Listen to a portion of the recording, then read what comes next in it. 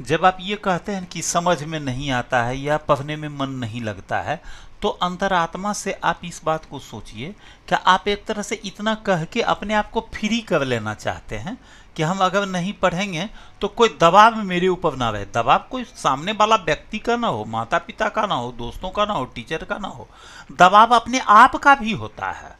आप को चूंकि समझने के लिए कोशिश करना पड़ेगा, उसके लिए तरह तरह के उपाय ढूंढने होंगे। तो आप अगर एक बार में झटके से स्किप कर गए ये कह के कि हमको समझ में नहीं आता है, तो आप अपने दबाव से मुक्त हो गए। आपको फील होने लगा कि अब तो मेरा काम ही नहीं है ये। तो पहले आपको इस बात को ठान लेना होगा कि नहीं, हमको समझ में नहीं आता है तो हमको समझ में आएगा। देखो, हर काम का ना एक गेस्टेशन पीरियड होता है। आदमी 9 महीना में तैयार होकर धरती पर आता है। कोई उसको चाह लेगा कि 2 महीना में ही तैयार कर दें तो नहीं हो सकता है। तो इसीलिए आपके माइंड को एक गेस्टेशन पीरियड मिला हुआ है कि किस बात को वो कितना देर के बाद समझना शुरू करेगा।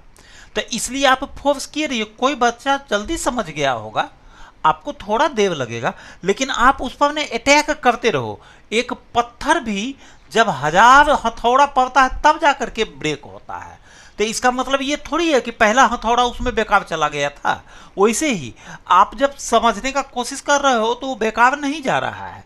वो फिर ट्राई करोगे, फिर कुछ नया खोजोगे। अब तुम लोग तो अच्छे युग में पैदा लिया जी, नहीं कुछ तो यूट्यूब आपको संसाधन के रूप में है। गांव में कहीं भी तुम बैठे हुए हो, मोबाइल तो है ही तुम्हारे पास।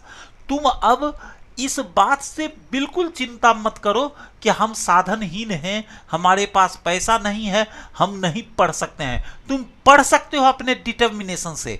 तुम लोगों को बहुत अच्छा सुविधा उपलब्ध है, बस तुम डेडिकेटेड होकर लगो, जरूर समझ में आएगा और मन भी लगने लगेगा। लेकिन कुछ देर तपस्या करना होगा।